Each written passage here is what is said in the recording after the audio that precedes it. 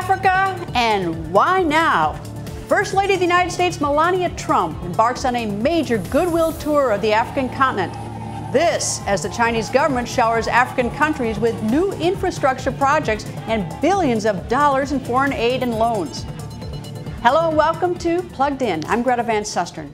On today's show, the influx of investment into Africa. Mark Green, administrator of the U.S. Agency on International Development, explains the current administration's policy on America's investment in Africa and how the United States plans to keep up with China's growing influence in the region. International reporter Salim Solomon of VOA Africa joins us in studio to discuss African sentiments on foreign aid and the risk of growing debt throughout the continent. We're also joined by VOA Beijing Bureau Chief Bill Ide, who joins us via Skype to give us insight into the Chinese strategy and why China is so aggressively investing in Africa. We are live on Facebook at Voice of America and want your comments and questions. First Lady Melania Trump just concluded her first ever solo international trip, where she came face to face with students, baby elephants, and the Great Sphinx during her week-long four-nation goodwill tour of Africa. The First Lady was there to witness firsthand just how U.S. aid initiatives are impacting African nations and to promote her Be Best initiative. Mrs. Trump's visit comes 10 months after President Donald Trump reportedly made an infamous disparaging remark about some African nations. That has critics questioning whether the visit was simply a photo op or a sign that America is ready to move relations forward with some of the fastest growing economies in the world. Here is more on the First Lady's first solo trip from VOA White House correspondent Patsy Widakuswara. Melania Trump came to Africa promoting her Be Best campaign, which focuses on children's social, emotional, and physical health. On her final stop in Cairo, the First Lady delivered this message on behalf of her husband's administration. We want to show the world that we care, and I partnered and I'm working with the USAID, and I'm meeting some of them here as well. And that's what I want to show, that we care. Her message aims to resonate in Africa, where many programs depend on USAID funding and where child and maternal health are big concerns. It's a good opportunity for enhanced relations between Kenya and the US, especially since our First Lady in Kenya, Mrs. Kenyatta, she has programs relating to maternal health care. But some have questioned the timing and the motivation of the First Lady's visit. I think this is more about making amends for her husband after the remarks he made about Africa. So they're trying to maybe find a way to slowly gain the trust or the favor of African leaders. If she was in line with what her husband believes in, I don't think she could have made this trip.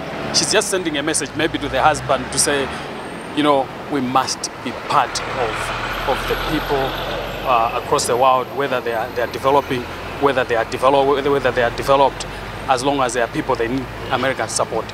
Melania Trump's visit also focused on conservation efforts. Political analyst Vincent Condowe says it does not have to be seen as a counter to her husband's rhetoric. Well, generally, it's the general perception that Donald Trump does not have a clear view of what Africa stands for.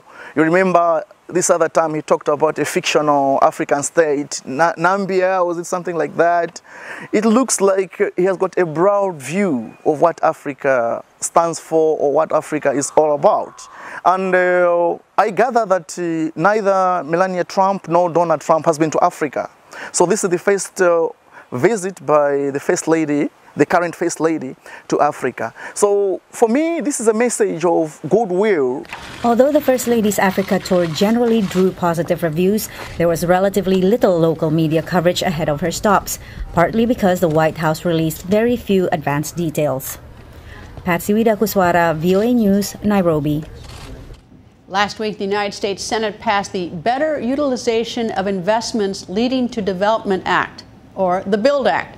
This new bill allows for the creation of the United States International Development Finance Corporation, a brand new American agency that will have a $60 billion budget and the authority to take equity positions on investments.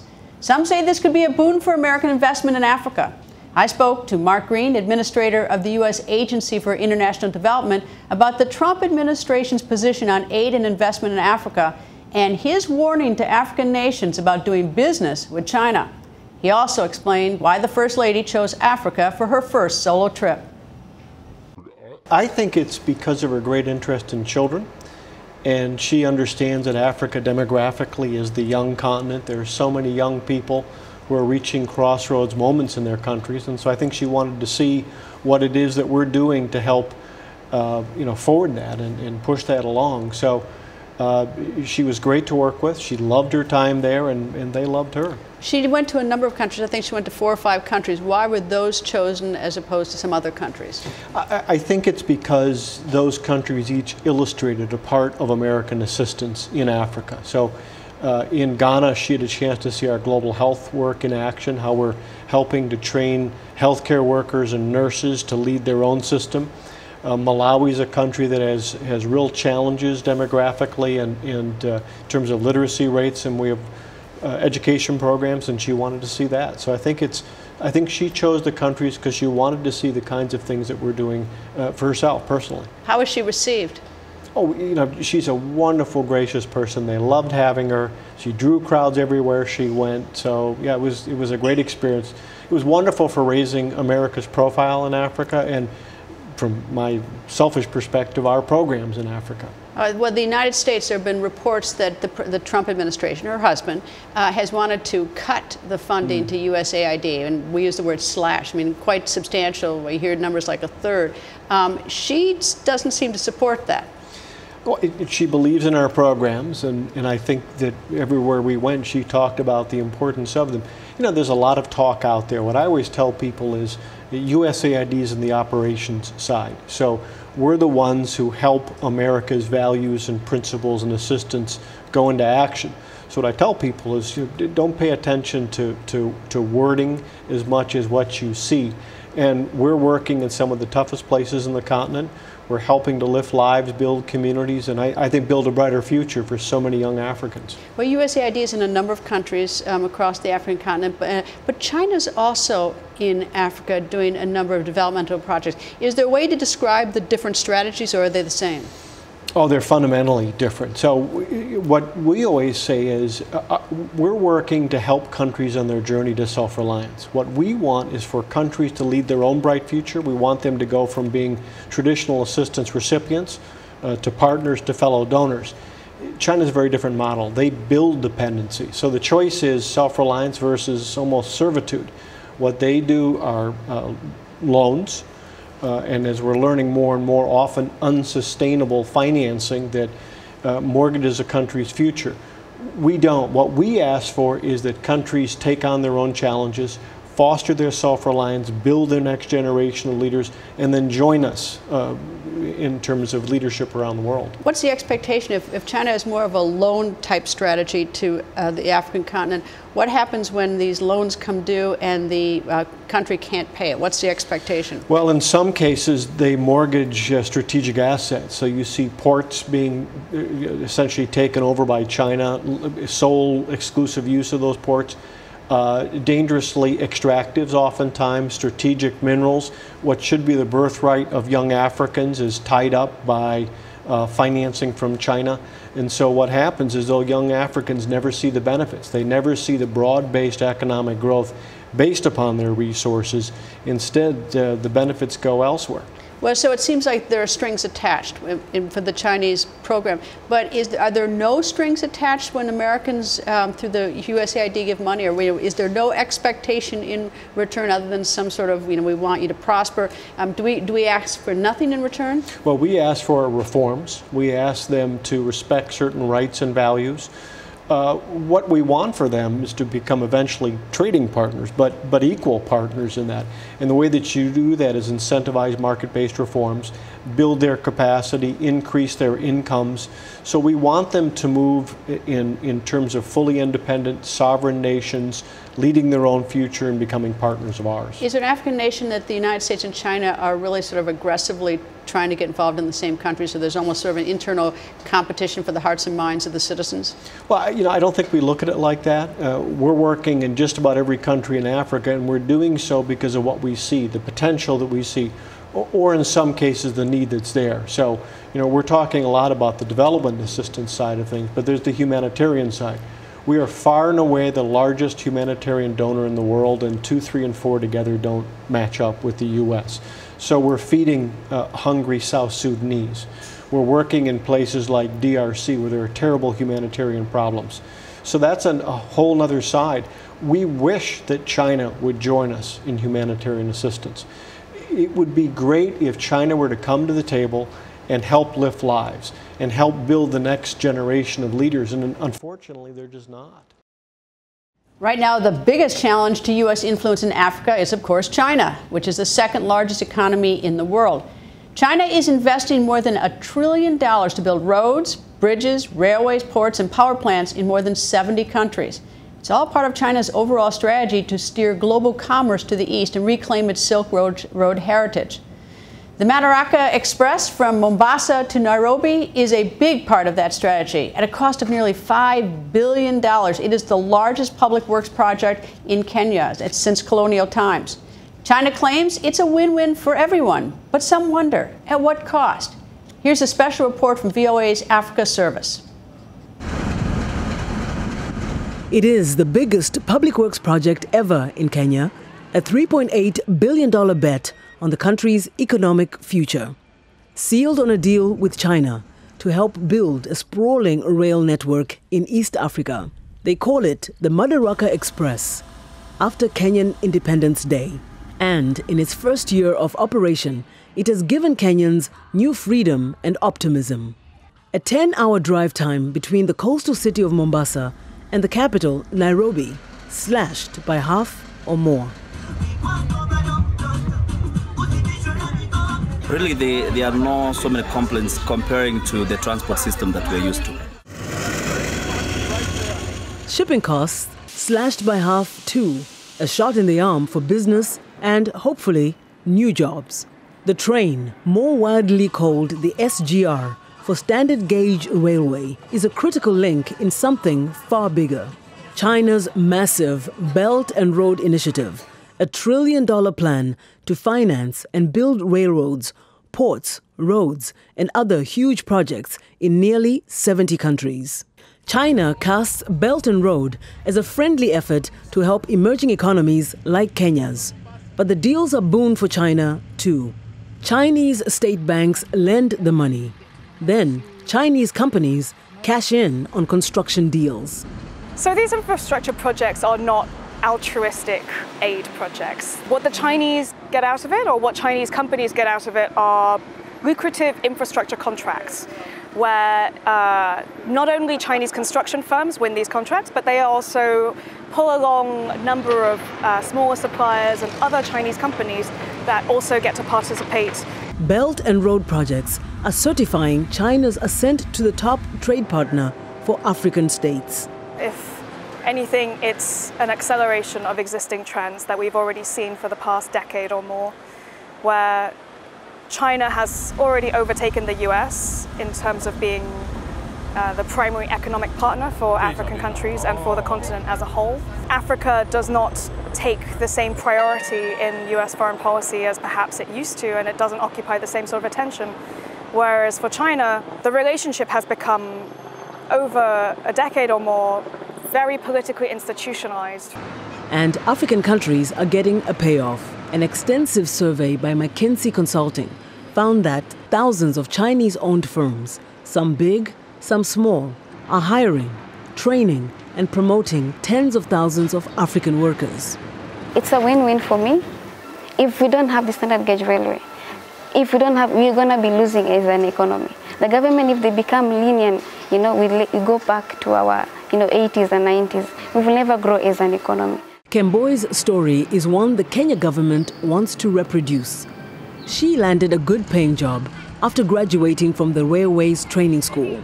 The SGR's economics depend on more than cargo and passengers. To build the railway's first leg, Kenya borrowed almost all the $3.8 billion cost from the Chinese. Same for the next section, now under construction, another $1.5 billion. The debt makes China far and away Kenya's biggest lender. Repayment was forgiven for 5 years, but in 2019, loan obligations to the Chinese will rise more than fivefold. Critics fear the debt will make the SGR a long-term loser, a victim to China's debt trap diplomacy. Akshay Vishwanath is an environmental activist who studied SGR finances. Any business, any country, any economy uses debt to grow. But the magnitude of that debt, the ability to repay, the magnitude of those loans in comparison to the gross domestic product, all does matter. And I don't think that level of analysis has been conducted for these projects. And therefore, I say we need to worry. Across Africa, the needs are great. The Africa Development Bank said countries face an annual infrastructure funding gap of some $70 to $108 billion. China has pledged $60 billion in financing for Belt and Road projects in Africa.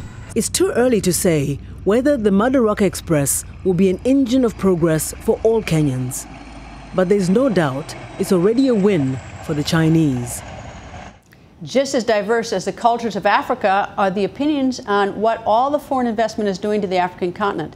Here to discuss the African viewpoints on Chinese and African investment in Africa and everything that goes along with it, journalist Salim Solomon of VOA's Africa Division. Nice to see you.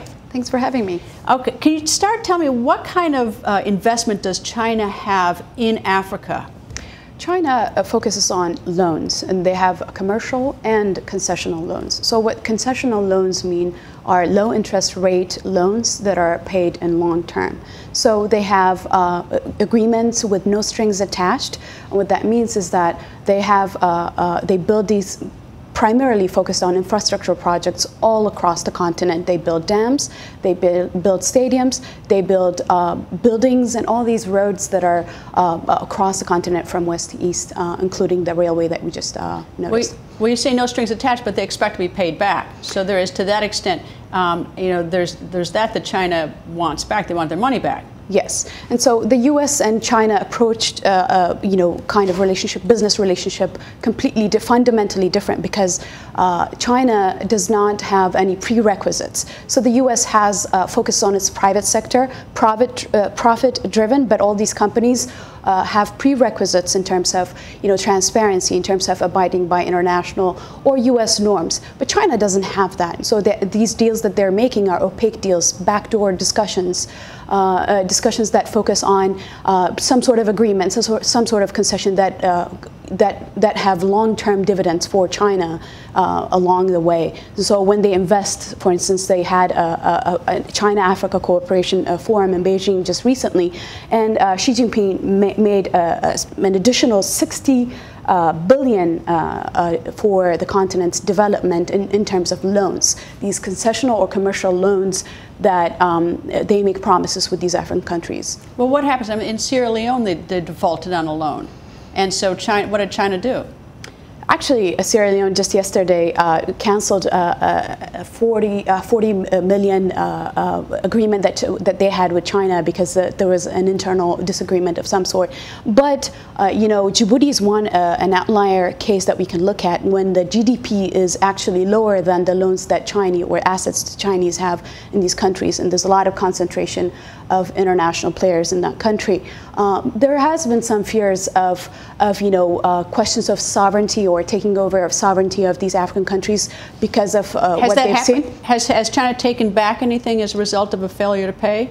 Well, from the reporting that we've been doing in the past year, that's a foregone conclusion. We have yet to see. China approaches a case-by-case kind of approach to these countries. What is the United States? The United States says that they're doing it to partner, to make them self-reliant. But is the United States want more out of their method of investment? So the United States, as I said, fundamentally does business completely different than what China does. So they allowed the private sector to have businesses. The government-funded initiatives only focus on education, health, and initiatives that are basically, have prerequisites and also international law, transparency, driven kind of approach to African countries. And these businesses, these private businesses are profit driven. So when they make any kind of deal with African countries, they do look at for profit. But there's also an initiative called AGOA, the Africa Growth and Opportunity Act, which which has opened American businesses for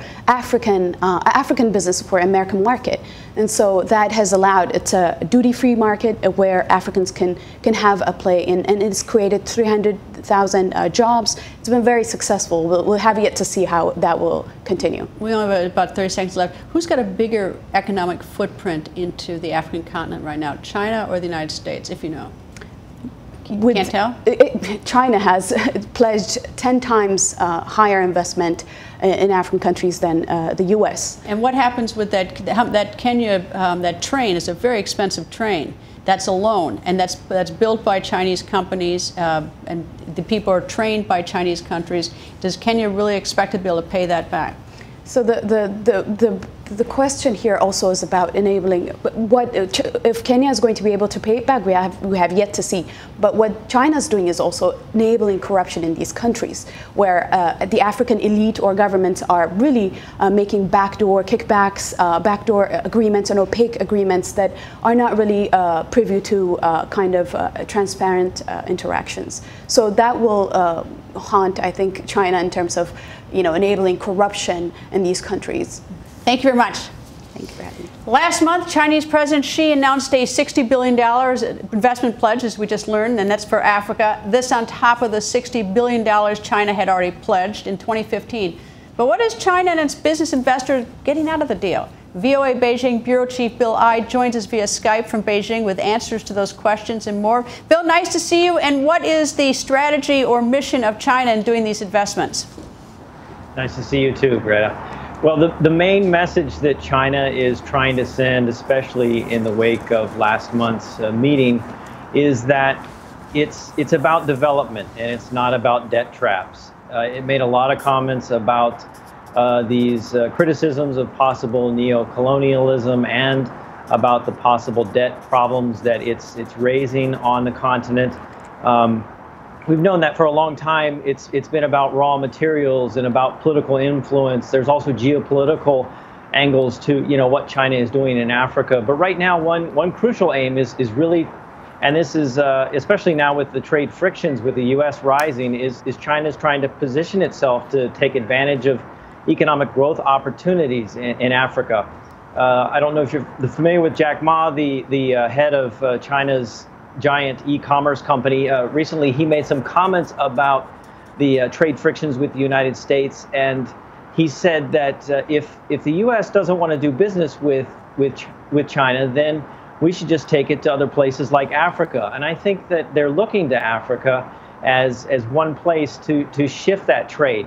But we know, based on the figures that we've seen so far, that there's a lot of work that has to be done there. China has a goal to grow trade with Africa to about 440 billion by 2025. Last year, trade between the two was at 170 billion, which is no small number, but there's still a lot of room that they would need to grow to actually kind of take up the amount of trade if it was shifted away from the United States. So it does look at Africa as not only a place to build, but also to create opportunities. And that was another thing that was touched on last month at the Forum on China-Africa Cooperation, and that was industrial capacity, growing that and helping to train Africans. And that's something we're going to have to wait and see if they can really make that shift away from infrastructure towards more, focusing more not on the hardware but on the software. We only have a minute left. How do you think the China view is of the way the United States is investing in Africa? China's view of the way the United States, I think that they would not. It's a completely different approach. And they do, make the argument that there's no political strings attached, that we're not going to ask you to change your political system or to adopt our values. But as we've seen in instances already with the way that China has handled its relationships with other countries, that it's going to be asking, at some point down the line, that's going to become an issue, and it will ask other countries to toe the line. Bill, thank you very much. You're welcome. As you may have guessed by now, Africa has become a huge magnet for foreign investment. But why the sudden interest? In a word, it's all about the continent's potential. Mil Arcega has more. Even as Africa evokes images of lush jungles and wild animals, in most of its major cities, you're more likely to see traffic jams and people on their cell phones. Made up of 54 culturally and geographically diverse countries, speaking more than 1,500 languages, the African continent is now home to 6 of the world's 10 fastest-growing economies. Boasting some of the world's largest mineral deposits, the continent produces 13% of the world's oil, and according to the World Economic Forum, up to 60% of the world's arable land. And yet, despite its natural abundance, political corruption and ethnic conflict continues to limit growth. So has the lack of infrastructure development. But that's changing. The U.S. has pledged to invest $14 billion in Africa over the next decade, a pledge topped by China, which has promised to invest $175 billion over the same period. With more than 1.3 billion people, Africa's population is also among the youngest, with a median age of 19.4 years. That's a lot of manpower to fuel growth and consumption as the continent comes of age. Demographic experts say Africa will account for more than half of the world's population growth by the year 2050, adding another 1.3 billion people to the planet. Investors are betting that where there are resources and large populations, commerce is sure to follow. Mil Arcega, VOA News. Before we go, something sinister. Where is Saudi journalist Jamal Khashoggi? This prominent Saudi journalist disappeared October 2nd. He was last seen entering the Saudi consulate in Istanbul, Turkey. He was there with his fiancée to get a marriage license.